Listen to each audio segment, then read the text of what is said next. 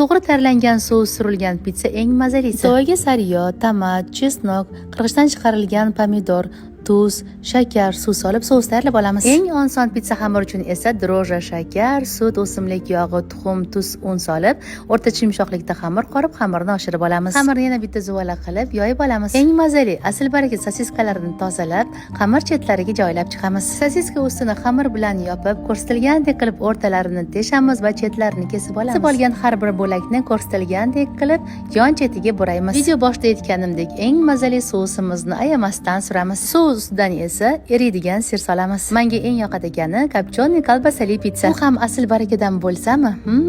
Xamir chetlariga tuxum sarig'ini surtib, pishirish uchun pechga yuboramiz. Qani qayta olaman, bu pitsa dunyodagi eng mazali va eng barakali pitsa. Shu bir dona pitsa bilan 6-7 ta odam to'yadi. Bugun siz bilan jaydaricha sousda tayyorlangan eng barakali, eng mazali pitsa retsepti bilan bo'lishdim.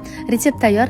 Retsept yoqqan bo'lsa notirangizni duo qilib, yaqinlarga, farzandlarga tayyorlab berib va videoga like bosib saqlab olishni unutmang.